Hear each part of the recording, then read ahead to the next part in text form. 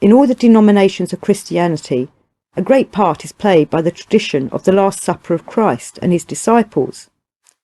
Liturgies and a whole series of dogmas, rites and sacraments are based upon it. This has been a ground for schism, for the separation of churches, for the formation of sects. How many people have perished because they would not accept this or that interpretation of it? But, as a matter of fact, nobody understands what this was precisely, or what was done by Christ and his disciples that evening. There exists no explanation that even approximately resembles the truth, because what is written in the Gospels has been, in the first place, much distorted in being copied and translated, and secondly, it was written for those who know. To those who do not know, it can explain nothing, but the more they try to understand it, the deeper they are led into error. To understand what took place at the Last Supper, it is first of all necessary to know certain laws. You remember what I said about the astral body? Let us go over it briefly. People who have an astral body can communicate with one another at a distance without having recourse to ordinary physical means. But for such communication to be possible, they must establish some connection between them. For this purpose, when going to different places or different countries, people sometimes take with them something belonging to another, especially things that have been in contact with his body and are permeated with his emanations, and so on. In the same way, in order to maintain a connection with a dead person, his friends used to keep objects which had belonged to him.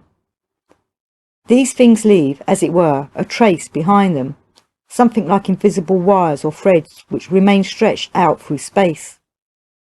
These threads connect a given object with the person, living or in certain cases dead, to whom the object belonged. Men have known this from the remotest antiquity and have made various uses of this knowledge. Traces of it may be found among the customs of many peoples. You know, for instance, that several nations have the custom of blood brotherhood. Two men or several men mix their blood together in the same cup and then drink from this cup.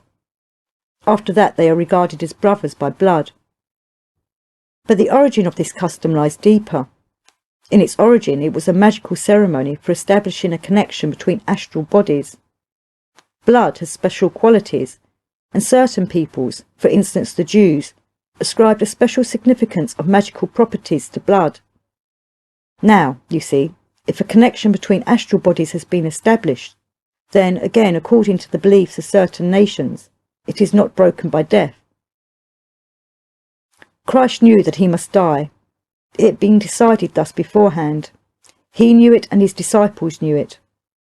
And each one knew what part he had to play. But at the same time they wanted to establish a permanent link with Christ. And for this purpose he gave them his blood to drink and his flesh to eat. It was not bread and wine at all, but real flesh and real blood. The Last Supper was a magical ceremony similar to blood brotherhood, for establishing a connection between astral bodies. But who is there who knows about this in existing religions, and who understands what it means? All this has been long forgotten, and everything has been given quite a different meaning. The words have remained, but their meaning has long been lost.